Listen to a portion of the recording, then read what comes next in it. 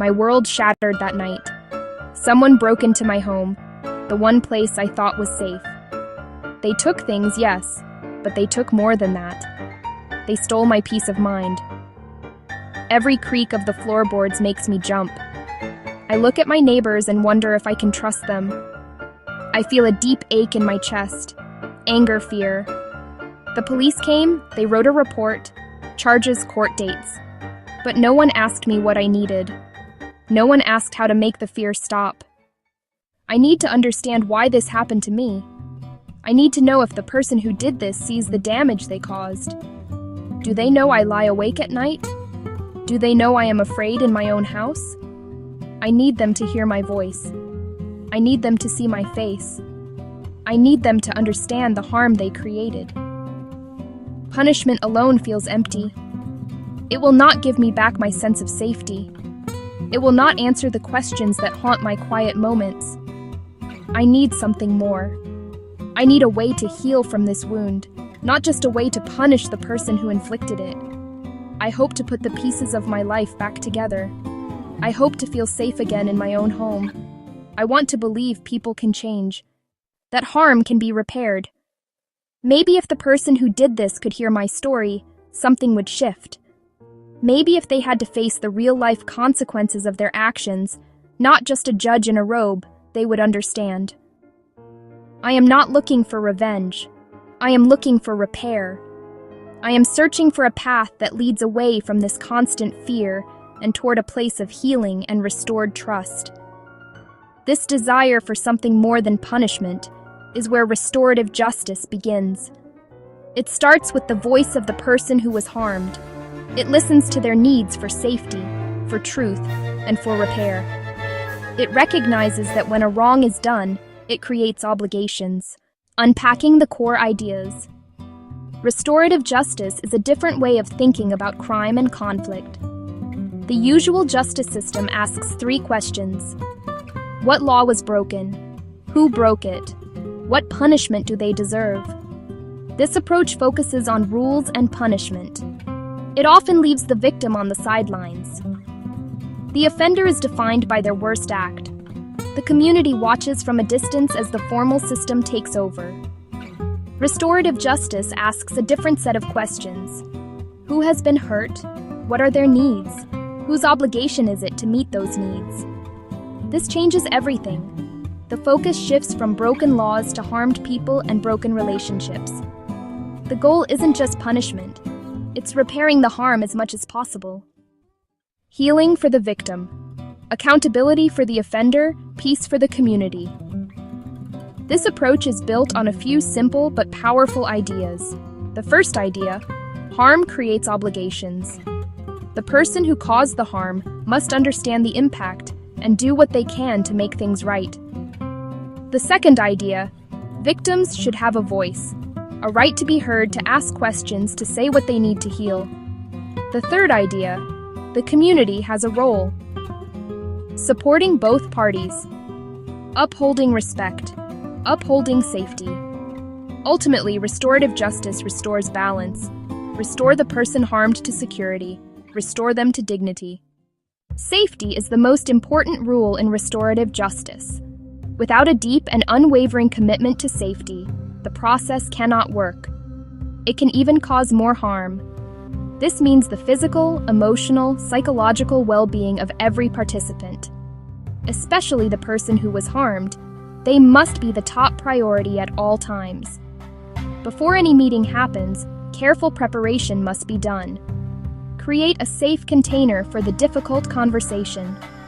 The principle of consent is central to ensuring safety. No one can be forced to participate. The person who was harmed must voluntarily agree to take part. They have the right to say no at any time, for any reason. They also have the right to choose how they participate. They might not want to meet the offender face to face.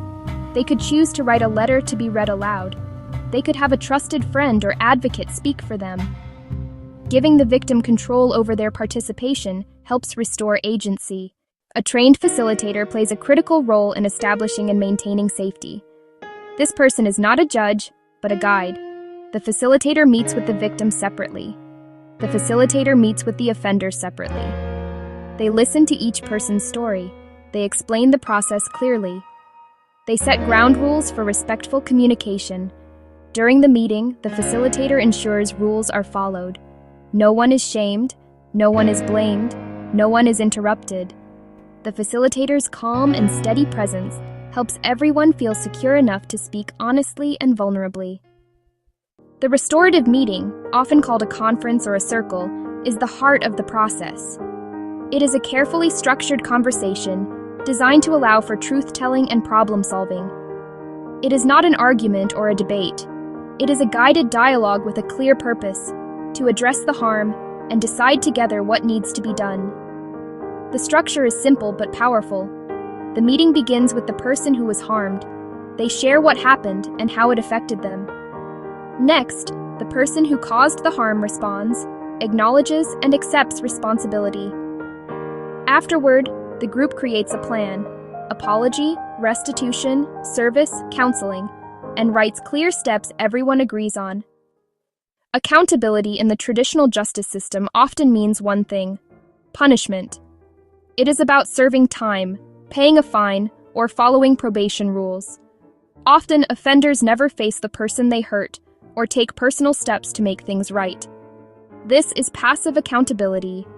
Restorative justice is active and relational. It asks 3 things: understand impact, take responsibility, take action to repair. This is more demanding than simply accepting a punishment. It requires courage, empathy, and effort, Making amends is the tangible part of this active accountability. If a teen vandalized a park bench, amends can go beyond paying for it.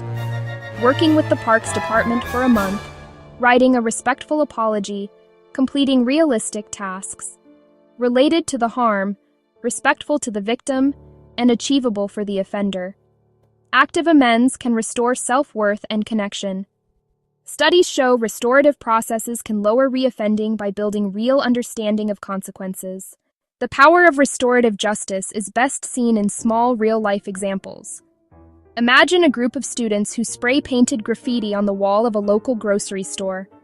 The store owner was angry and felt disrespected. The police caught the students. Instead of juvenile court, they referred the case to a restorative circle. He shared how he built his business and how the graffiti hurt him and scared customers. The students listened, saw him as a person, and one by one apologized. Together, they made a plan. They cleaned the wall and repainted. They worked inside to understand the business. The harm was repaired and a lesson learned. Consider another story: a stolen bicycle. A young woman's only transportation to work was taken. She was devastated. The thief, a teenager from the neighborhood, was caught. In the conference, she described the impact. She had to spend on bus fare and was late to work twice. She felt violated and insecure. He had never thought about these consequences. He stole to help with family bills, not an excuse, but context. He agreed to work part-time at a community center to earn money to pay her back. The director offered the job on the spot. She got her money back. The teen got a job and a mentor, and the community turned harm into an opportunity for growth and connection. Restorative justice is powerful, but it is not a magic solution for every situation. It requires willing participants. If the victim declines or the offender refuses responsibility, it cannot proceed. Severity matters.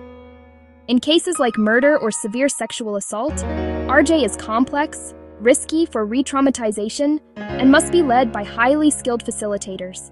Successful dialogues exist, but are rare. Many programs start with property crime and minor assaults to build trust. Implementing RJ needs training, education, funding, patience, long-term commitment. Access must be equitable, regardless of race, income, or background. The journey toward a more restorative world begins with small, intentional steps. It starts not in a courtroom, but in neighborhoods, schools, families. The first step is to start talking about these ideas. Ask leaders what they're doing to address conflict in ways that repair harm. Build skills, listen better, ask open questions, learn facilitation. Start small, focus on a clear need, Train committed community members. Partner with courts and police while maintaining community ownership. Grow steadily, be transparent, and keep equity at the center. What does it mean to be human? It means we possess an inherent right to dignity, safety, freedom simply by virtue of our existence. These are not privileges to be earned, but fundamental truths that should protect every single one of us, no matter where we are born, what we believe, who we love. Yet, as we stand here today on November 13th, 2025, this promise feels more fragile than ever. The drumbeat of injustice echoes across continents, a somber reminder that the rights we hold so dear are not universally guaranteed. They are under constant threat, and their defense requires our constant vigilance and unwavering commitment. The scale of this challenge is not a matter of opinion. It is a stark, measurable fact. The World Justice Project reports that more than 5 billion people have unmet justice needs, meaning they cannot access legal help for problems ranging from land disputes, intimate partner violence. Think about that number. It is more than half of the world's population living without the basic protection of the law. This essay is not meant to be a lament, but a roadmap. It promises a clear story to ground us in the human reality of this crisis, and it will lay out 3 concrete, achievable actions we can all champion to fortify the rules that safeguard us all. The fight for human rights is not a distant, abstract battle waged by diplomats in quiet rooms. It is a deeply personal struggle that touches the core of our shared humanity. It is about ensuring a young girl can go to school without fear, that a journalist can report the truth without facing persecution, and that a family can access clean water and health care without being turned away. Before we can strengthen something, we must first understand what it is. So, what exactly are these human rights frameworks we speak of? Imagine them as a blueprint for a safe and just society. They are the intricate and interconnected web of rules, laws, institutions, systems designed specifically to protect the fundamental dignity and freedom of every individual. At the international level, this blueprint includes the Universal Declaration of Human Rights and various United Nations treaties. These treaties are powerful promises to protect rights like free expression, the right to a fair trial, and access to education and health care. These international promises are only as strong as their national foundations. Diagram: how international treaties connect to national laws, courts, and local community support centers. The framework extends into a country's constitution, its laws, and its judicial system. It includes national statutes outlawing discrimination, the courts that provide a fair hearing, and police forces tasked with protecting citizens, not harming them. The blueprint is not just paper and ink. It is also made up of living, breathing institutions. Independent national human rights commissions, non-governmental organizations advocating for the vulnerable, and local community centers, providing direct legal aid and support to those in need. When this entire system works in harmony, it is a beautiful and powerful thing. A person who has been wronged can find a clear path to justice. They can point to a specific law that protects them, find a lawyer to help them navigate the system, and trust that a judge will rule fairly based on the evidence. The framework acts as a shield, deflecting the blows of injustice and abuse of power. Unfortunately, in too many places, this blueprint is ignored, or the structure is built with faulty materials. Frameworks fail when laws have loopholes that allow for discrimination, or when they are written in such complicated language that ordinary people cannot understand their own rights. They crumble when the courts are not independent, when police are corrupt, or when leaders simply decide to ignore their own country's legal and international obligations. The framework becomes a hollow promise, a beautifully drawn plan for a house that was never built. To truly grasp why these frameworks matter, we must move beyond abstract concepts and see the world through the eyes of someone whose life depends on them. Let me tell you about a young woman named Lena. She lived in a small, rural town, far from the capital city where laws are made and debated. Her family worked the land, earning just enough to get by. but they had very little in savings. The village was picturesque, but it lacked the basic infrastructure that many of us take for granted.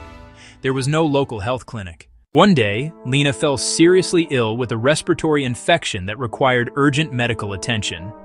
The local law, on paper, guaranteed a right to health care for all citizens, but it provided no mechanism for how that right could be accessed in remote areas. No mobile clinics, no travel subsidies, no system to keep medicines stocked outside major cities. The human rights framework that was supposed to protect Lena had a gaping hole in it, a blind spot for people living in poverty and in rural communities. Feeling desperate, Lena's father tried to file a complaint with the local authorities, asking for assistance. He was met with indifference and bureaucracy. No designated office handled such grievances, no one to guide him through petitioning for his daughter's rights. He was told these things take time and that there was no budget for special cases. The fear of speaking out was palpable. Challenging local officials could bring repercussions for his family. The system was not just failing to help, it was actively discouraging people from seeking the help they were entitled to. Lena was trapped by the very framework designed to free her. The first and most fundamental pillar is to forge the laws themselves with both clarity and steel. The laws on the books are the very bedrock upon which all other protections are built. If this foundation is weak, ambiguous, or cracked, the entire structure is at risk of collapse. It is not enough to say we support human rights. We must translate that sentiment into precise, robust, and enforceable legal language. These laws must be easy for every citizen to understand, clearly defining who is protected, what rights they hold, and how those rights can be defended. Review national legislation to align with international standards, such as the Convention on the Elimination of All Forms of Discrimination against Women. Where gaps exist, new laws must be drafted and passed. Address urgent issues: online harassment, data privacy, climate justice, and the rights of displaced persons. A comprehensive domestic violence law should criminalize abuse, fund shelters, mandate police training, and create fast-track courts. Clarity is essential to access to justice. A clear law empowers a worker, protects a tenant, and equips a parent to demand promised resources. Laws must include duties for officials and consequences for inaction or abuse. Easy to comprehend and difficult to ignore. Having clear and strong laws is a critical first step, but without a robust system of enforcement and accountability, a promise is merely a suggestion. We need institutions that monitor compliance, investigate violations, and hold perpetrators accountable without fear or favor. Effective enforcement begins with an independent judiciary and a well-trained, rights-respecting police force. Accountability is bolstered by a free press and a thriving civil society. They must be protected, not persecuted. A national human rights institution can receive complaints, conduct inquiries, report publicly, and recommend reforms, if independent and well-funded. Internationally, mechanisms like the Universal Periodic Review create diplomatic pressure for change. International courts prosecute the most heinous crimes when national systems fail. From local to global, this web of accountability says, violations will not be tolerated and perpetrators will be held responsible. Accountability turns paper promises into lived protections. The third pillar is widespread access and awareness, because a right is not a right if people do not know or cannot defend it. Public campaigns through radio, television, and social media must use simple, accessible language. Education is the first line of defense and should begin early, teaching equality, respect, and inherent worth. Workshops can empower villages to understand rights to land, water, and participation. Tear down access barriers with free or low-cost legal aid, mobile clinics, local help desks, and confidential hotlines. Prioritize those facing the highest barriers. Translate materials, ensure accessible formats, and build culturally sensitive, trusted outreach. By spreading the word and opening every door to justice, we activate people power and strengthen the entire framework. Awareness plus access makes rights resilient, responsive, and real. In an interconnected world, no nation can safeguard human rights in isolation. Pandemics, climate change, economic crises, and mass displacement ignore borders and demand coordinated responses. Strengthening national frameworks is linked to robust international cooperation. Sharing what works saves time and resources. A country can share legislative texts, training manuals, and data with those just starting that journey. Richer nations should support others through financial aid, technical expertise, and capacity building. From independent judiciaries to fair elections, cooperation can seed durable institutions. When governments abuse their own people, international mechanisms investigate, document, seek justice, and apply pressure, even sanctions or humanitarian interventions. Partnerships must respect local context, working with civil society, community leaders, and governments to uphold universal principles locally. Securing freedom is a team sport. No nation can win it alone. While institutions hold formal power, the true engine of progress is people. History shows determined civic action can bend the arc toward justice. In our connected age, the actions of individuals, multiplied by millions, become unstoppable. Students use social media to organize peaceful protests and capture global attention. Local groups document harms and lobby for stronger regulations. Grassroots organizations fill gaps and advocate for reform. Stay informed, share knowledge, sign petitions, donate, and choose ethical supply chains.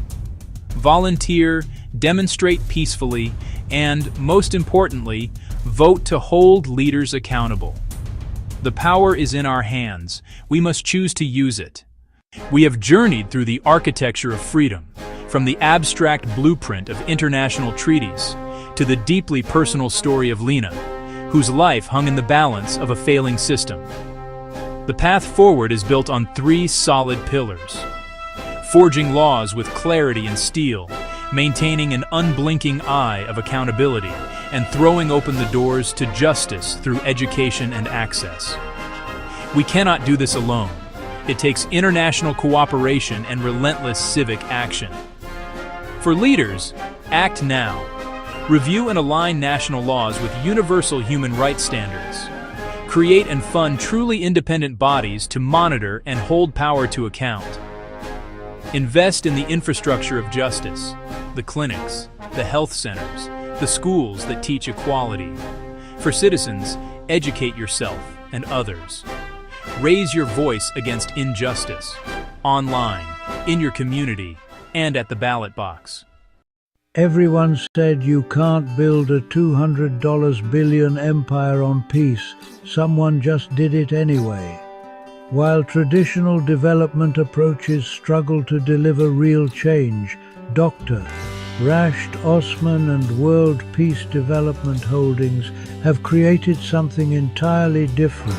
They call it the Peaceism ecosystem, and it's turning everything we know about mega-scale development upside down.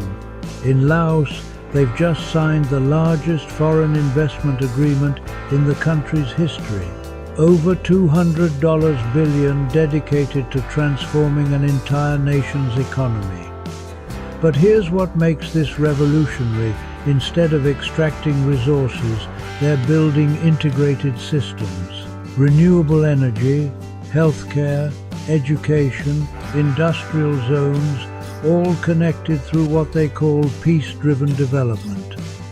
The Lao Prime Minister called it transformative. International observers say it could become the model for sustainable growth in emerging economies. This isn't just about one country, it's about proving that peace, prosperity, and massive infrastructure can work together at unprecedented scale.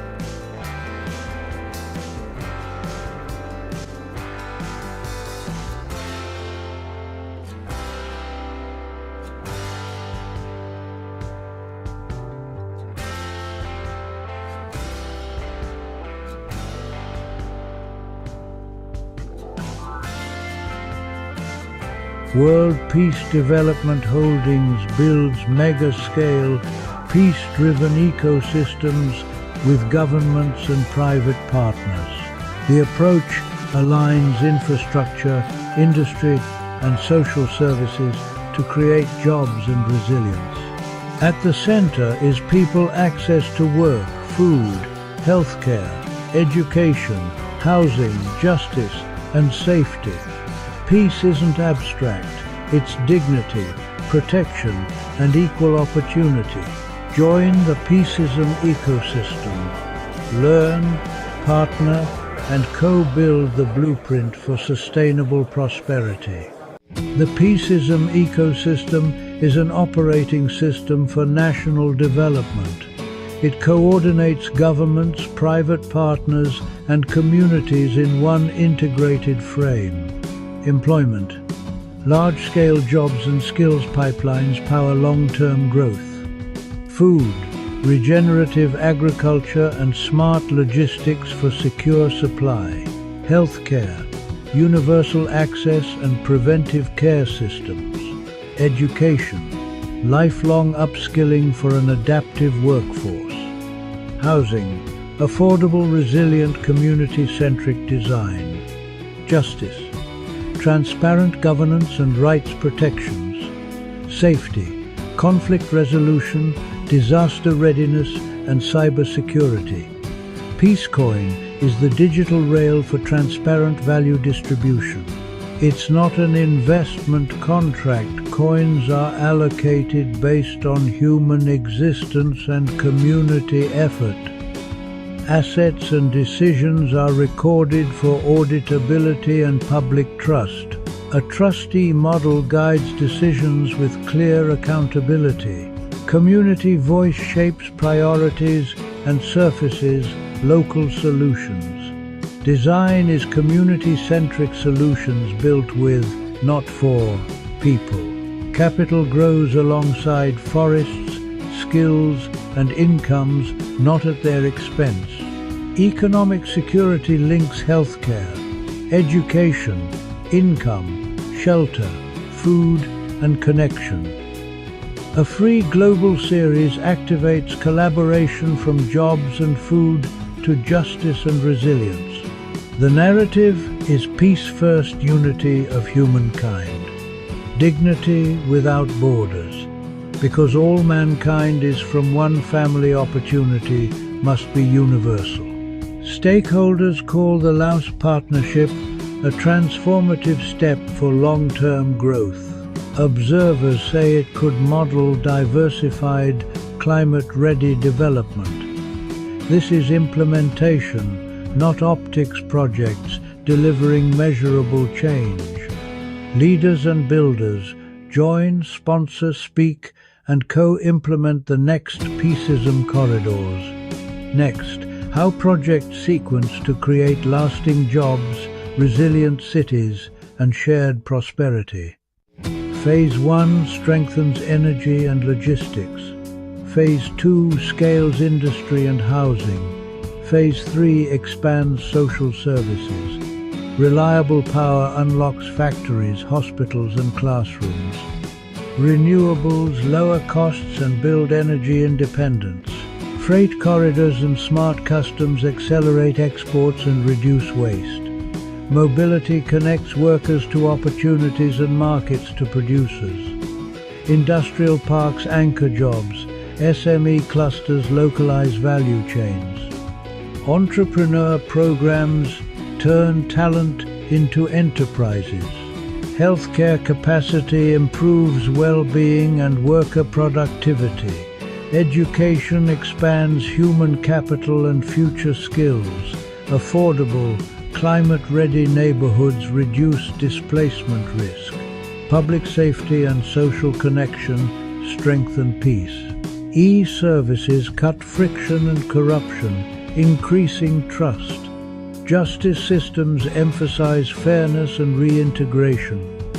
A new job raises an entire household. Digital tools stabilize income and reduce waste. Connectivity multiplies value across sectors. Peace thrives where everyone belongs, basic needs are engineered into the plan.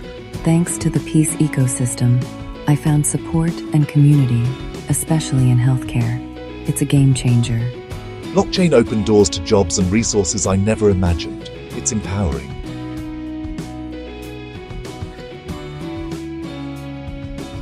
Visit the Expo series, Partner on Corridors. Let's turn peace into prosperity. We build for those who come after us. Clean power fuels opportunity. Care for all protects dignity. Skills for tomorrow unlock prosperity. Peace is measurable when lives improve transparently and at scale. Leaders, innovators, and communities, your seat at the table is ready. Equity by design, not by chance. Employment, food, healthcare, housing, education, justice, safety. Humanity first. Love, peace, joy. Unity without prejudice or borders.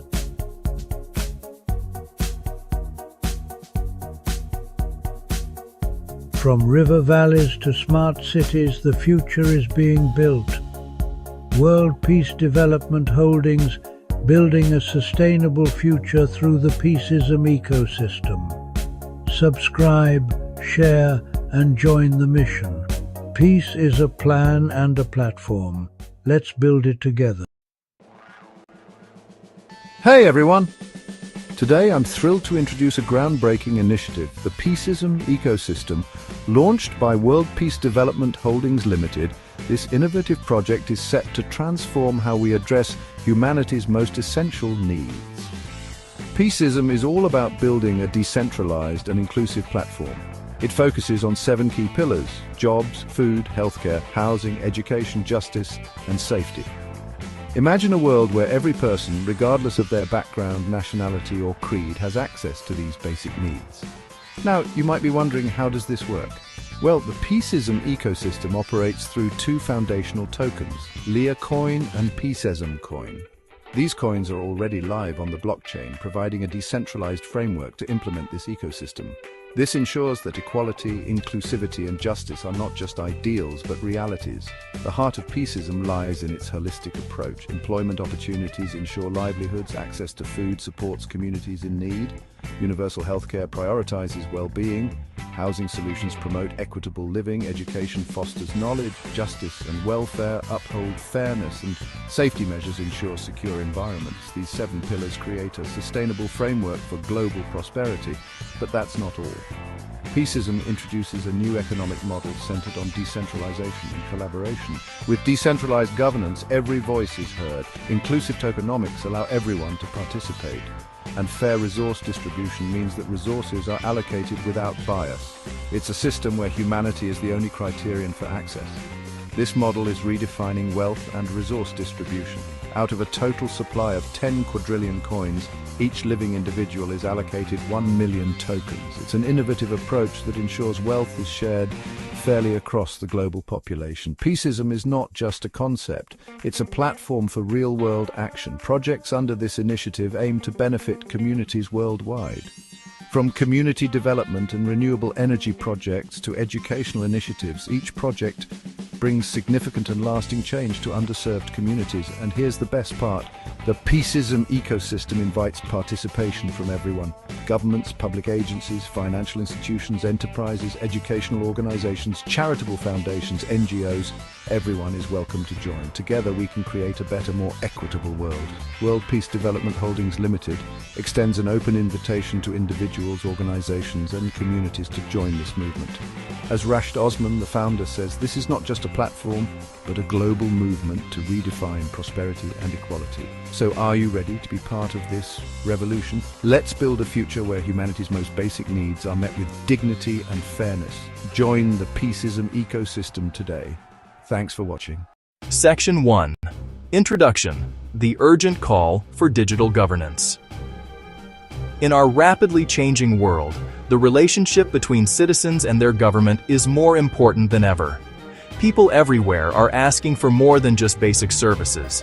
They are demanding a government that is fair, responsive, and clear in its actions. They want to understand the decisions that shape their lives, from how their taxes are spent to how public health crises are managed. This desire for trust and clarity is not new, but the tools we have to achieve it are.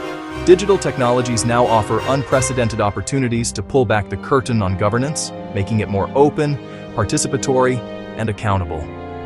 This essay will explore how technology, specifically through digital transparency and open data, can fundamentally reshape government for the better, empowering citizens and enabling more effective public administration. When government operations are visible, they are improvable. When citizens are invited to participate, armed with information and accessible tools, they become co-creators of public solutions. Unpacking digital transparency. More than just open doors. At its heart, digital transparency means making government information and operations accessible, understandable, and usable through digital platforms. It goes far beyond files on request. It means proactively publishing datasets, budgets, public contracts, and performance metrics in open, machine-readable formats so a journalist, a software developer, a researcher, or an interested citizen can download, analyze, and repurpose without restriction. True transparency is not just about availability, it is about utility. Illuminate how decisions are made, how public money is spent, and how services perform in real time. Let residents follow projects from proposal to completion, flagging delays or overruns as they happen. Create clear digital channels for public participation. Transform government from a black box into a glass house, with simple language, interactive maps, and clear charts that empower the public. When government operations become more transparent, the benefits are tangible.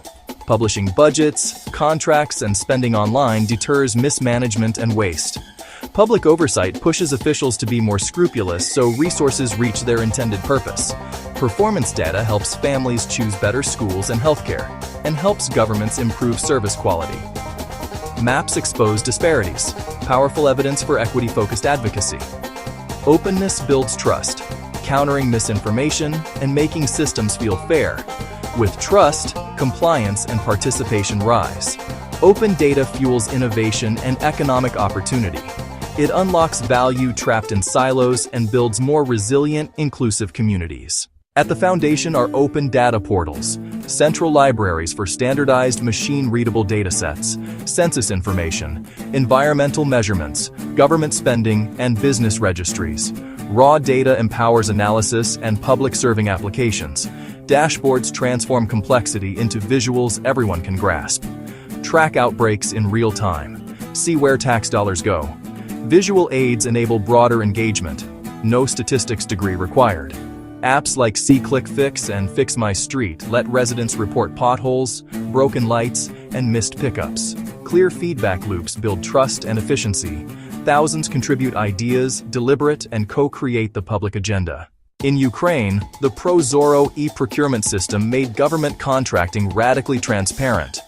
Before, insiders, opacity, inflated prices. Public scrutiny increased competition, saved billions, and boosted trust. Boston's BOS 311 geotags issues to the right department in seconds. Open data enabled pattern finding the city hadn't seen. Insights drove proactive deployments and faster repairs.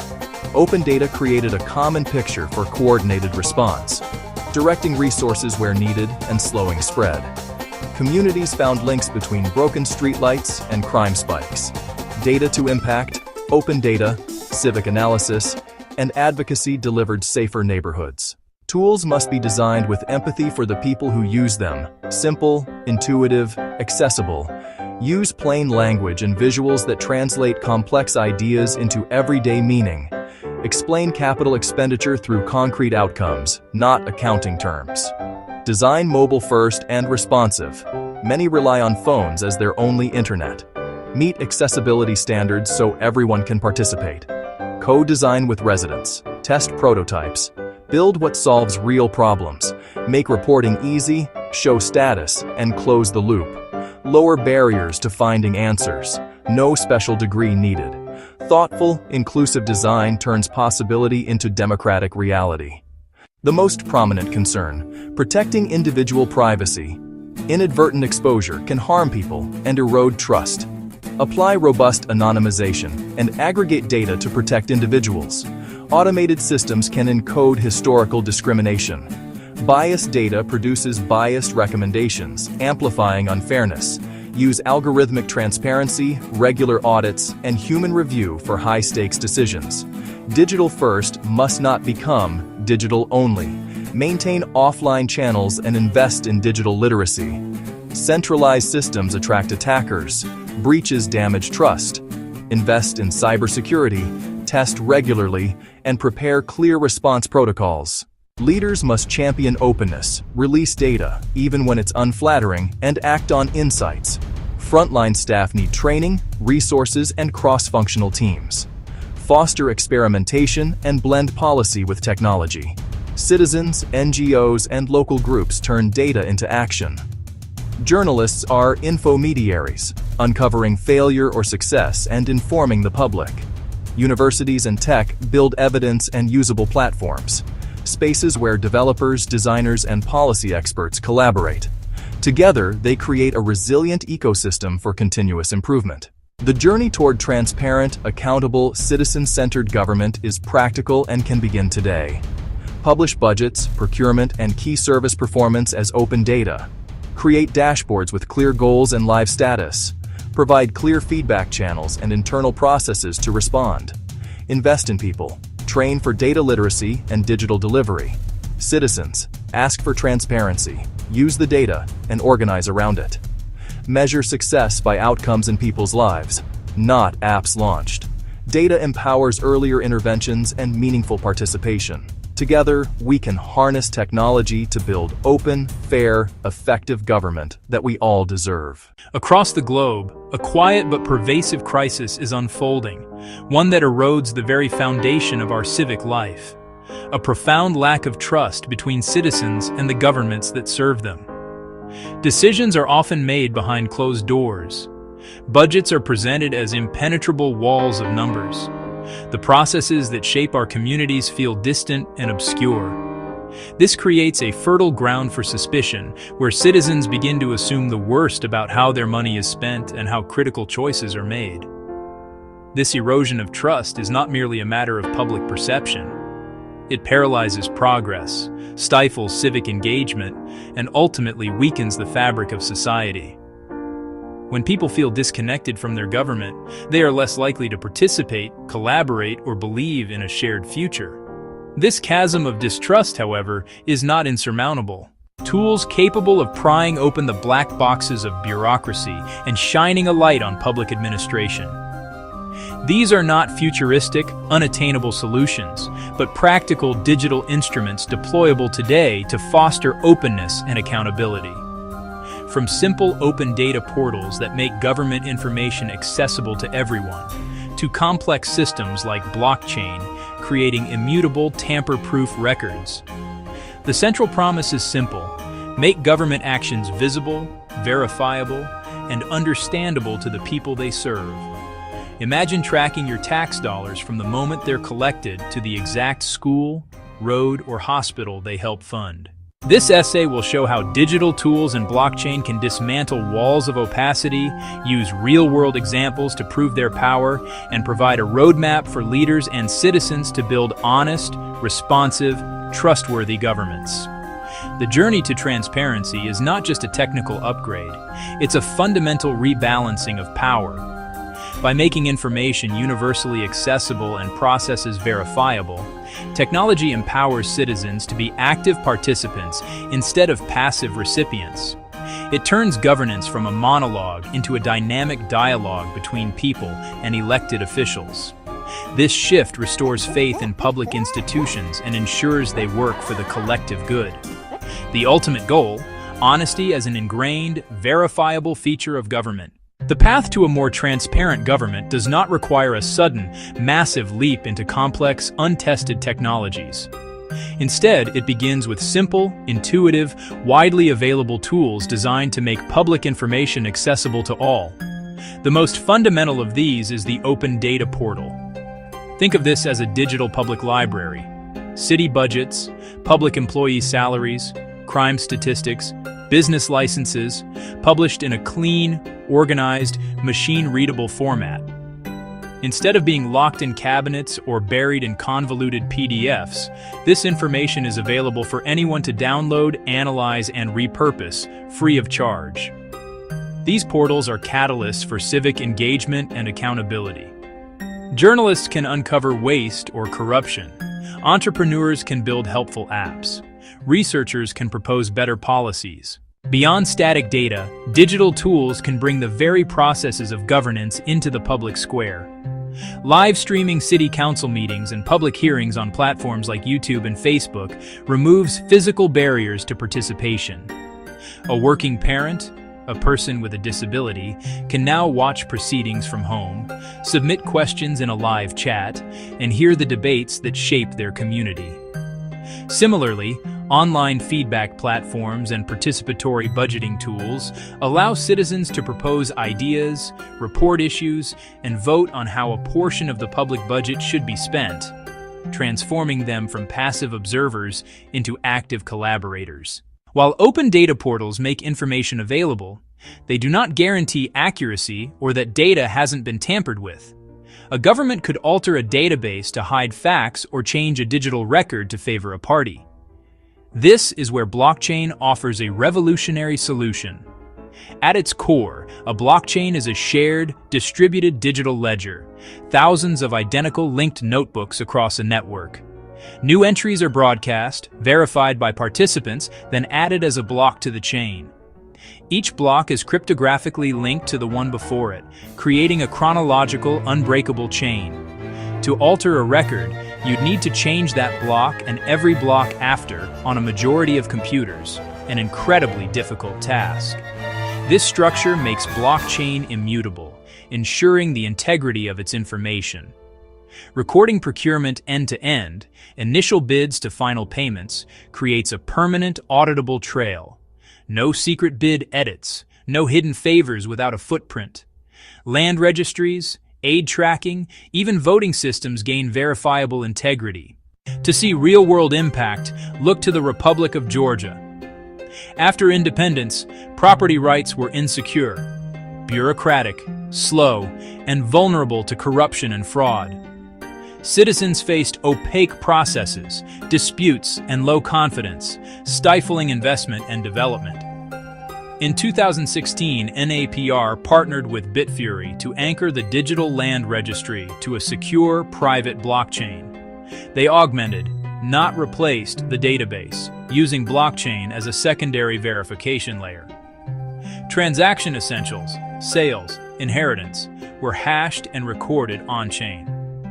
A unique hash created a permanent, time-stamped, tamper-proof record, independent of the central database.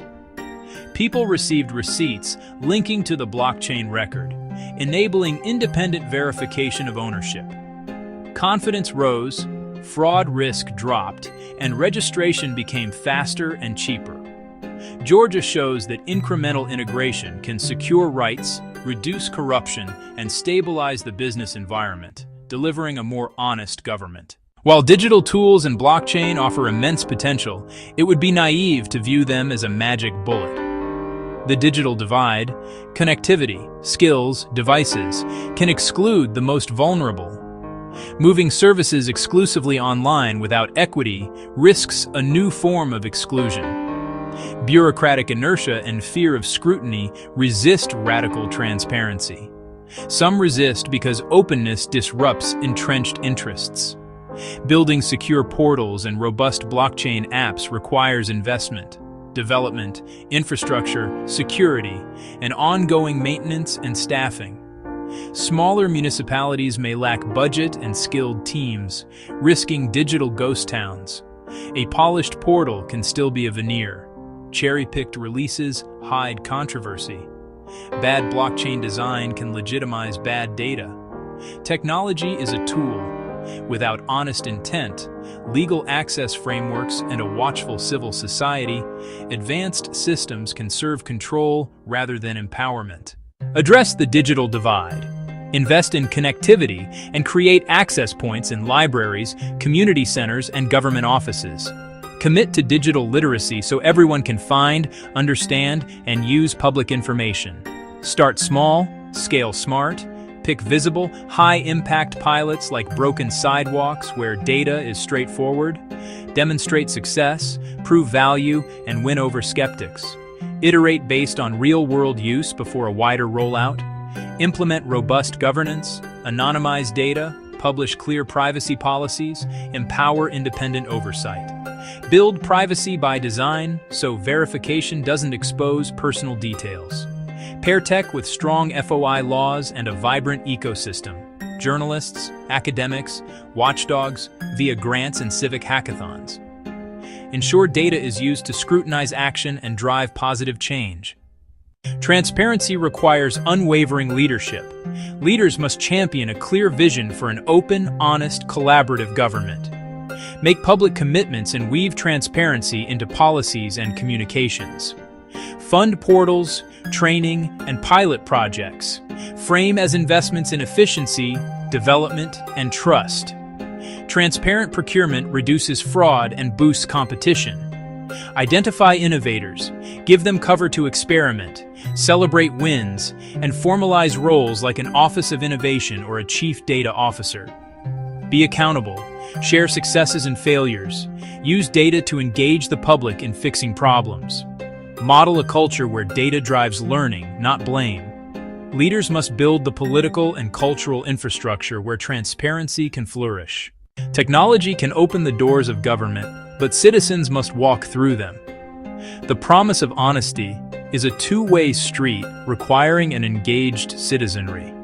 Pay attention, visit the open data portal, explore the interactive budget, tune into council live streams.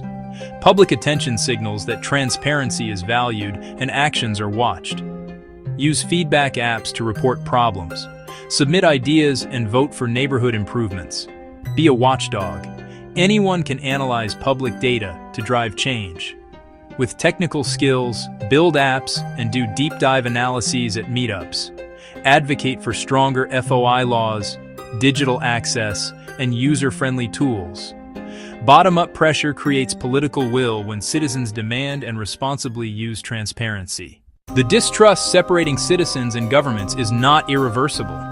With intention, courage, and smart application of technology, it can be repaired. Simple tools make government visible and understandable. Cryptographic security provides unbreakable integrity, verifiable by all. Together, these tools lead to a government that is more efficient and more honest. But the journey faces human challenges. The digital divide, institutional inertia, superficial implementation. Leaders must champion, resource, cultivate openness, pilot, learn, and protect privacy.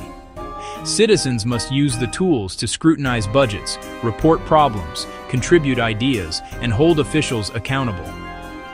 An open government is only as powerful as the engagement it inspires. Technology is not the savior, but it is our most powerful tool to build open, accountable, and trustworthy governments worthy of a thriving 21st century democracy. We all carry stories inside of us, moments that shape who we are and how we see the world. But some stories are heavier than they should be, weighed down not by personal choice, but by the silent, grinding gears of a system that wasn't built for everyone. Let me share a story with you, one that happens every single day in towns just like yours. Maria is a mother, a hard worker, a woman doing everything she can to build a life for her family. She works 2 jobs, juggling schedules and responsibilities with grace. One morning, her child wakes with a fever. It's that feeling every parent knows, that sudden drop in your stomach. Maria knows she needs to stay home, but when she calls her boss, the answer is a cold, simple no.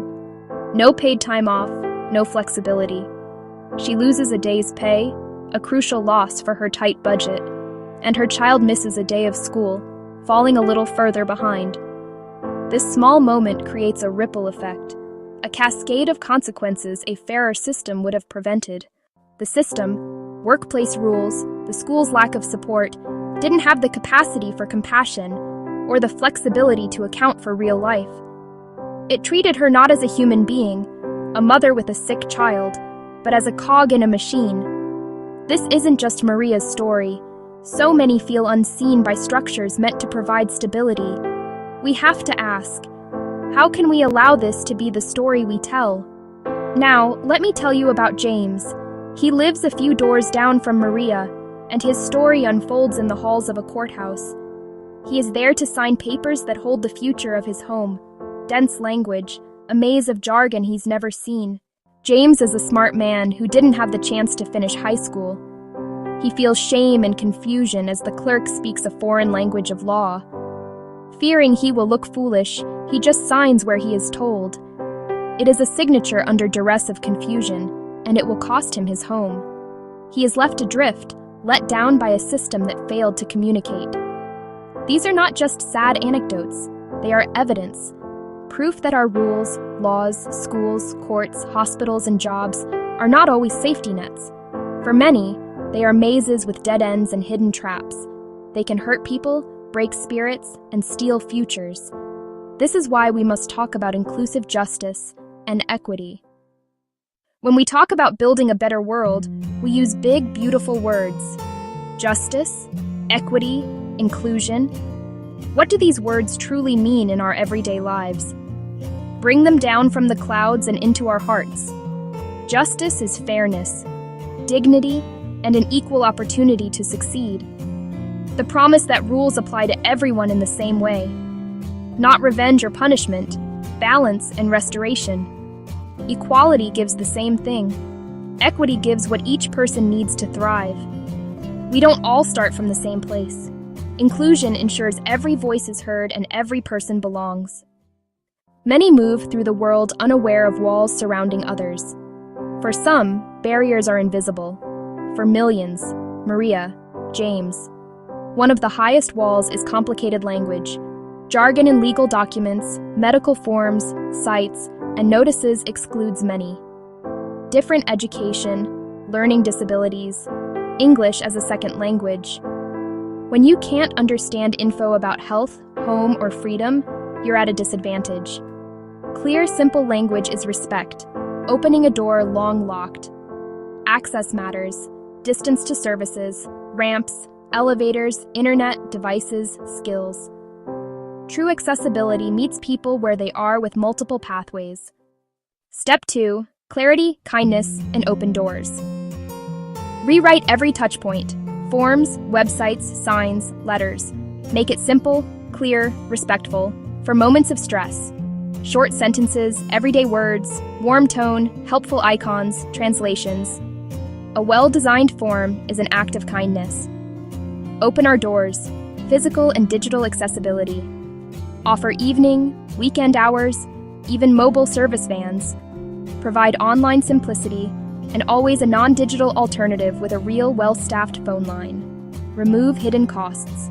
Question every fee. Use sliding scales. Waive fees when needed. Respect people's time with efficient processes and staffing. We have listened. We have cleared the path. Now, design with people, not for them. Co-design. Move away from decisions made in isolation. Invite true experts, those who use the system, to co-create. Compensate time, expertise, contribution. Review forms, test website prototypes, walk through new processes. That language is still confusing, or this step won't work with 3 kids. This builds trust. People become ambassadors for the system. Co-design ensures cultural competence and durable, beloved, responsive solutions we know will work, together. A city clinic with long, dense forms and long waits. People left without care. Leadership chose to rebuild with compassion. They listened, providing rides and childcare so stories could be heard. Former patients, advocates, nurses, administrators, paid as experts. One-page forms, large print, icons, top languages. Bus stop added, warm waiting room, kids corner. Deep training and a new role, patient guide. No-shows dropped 40%. Satisfaction soared. The clinic became a place of healing and trust. A new administrator listened, then convened tenants, landlords, legal aid, and clerks to co-design. Simplified forms and plain language guides explaining each step. Weekly workshops, guides online and printed by the thousands. Tracking showed more people accessed legal help and negotiated solutions that kept them housed. No longer just a court of law, it became a court of justice. This path works because it centers people and their humanity. It addresses root causes, clarity, cost, access, rather than symptoms. Listening empowers. Co-design heals. Trust creates resilient systems that adapt with the community. Ultimately, this path succeeds because it is built on a foundation of love. Love is seeing humanity, listening to painful truths, and sharing power. With active, courageous love, systems stop being cold machines. They become living expressions of our commitment to one another. Feeling overwhelmed is natural, but change begins close to home. Small, intentional choices, every day. Look for clarity, welcome, and listen for stories of frustration. Offer to help, one person at a time. Ask institutions for plain guides. Vote for equity. Support legal aid. Hold the image. Maria can take a sick day. James finds a helping hand. One story, one conversation, one small change at a time. Trust is built when systems are fair. Communities flourish when people feel supported. Fair systems unlock human potential. Fairness is not a favor. It is a fundamental right and the bedrock of a healthy society. Take one story. Tell it. Ask one question. Make one change. That is how we answer the call to hope. That is how we build a world that works for everyone. The world needs more than reform, it needs a transformation. And that's exactly what the Peaceism Project is all about. It's a decentralized, open-source platform that's connecting real-world impact to digital value. And at the heart of it all, the PCSM coin. This isn't just another cryptocurrency, it's a complete reimagining of how our economy can work.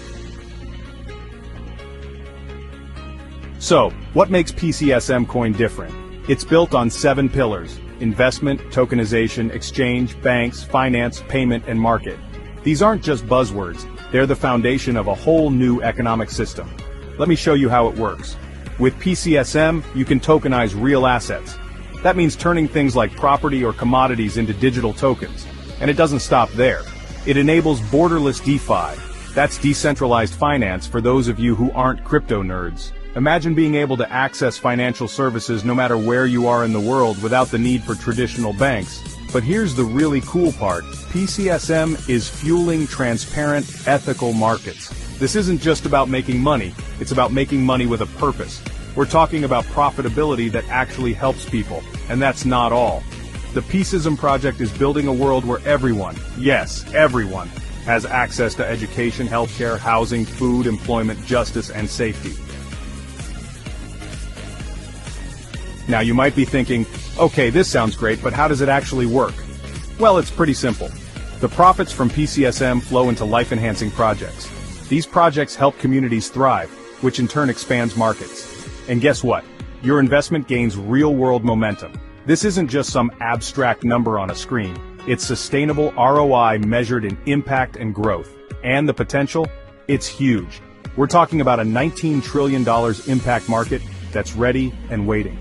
The testnet launches in Q4 2025, but you don't have to wait until then to get involved. You can cooperate, contribute, invest, and partner with PCSM coins today for a better life in this world. This is more than just a new cryptocurrency, it's a movement. We're building peace and wealth, one block at a time. Want to learn more or get involved? Check out www.peaceism.org or scan the QR code on your screen. Remember, this isn't just about changing the world, it's about transforming it. And with PCSM, we can do it together.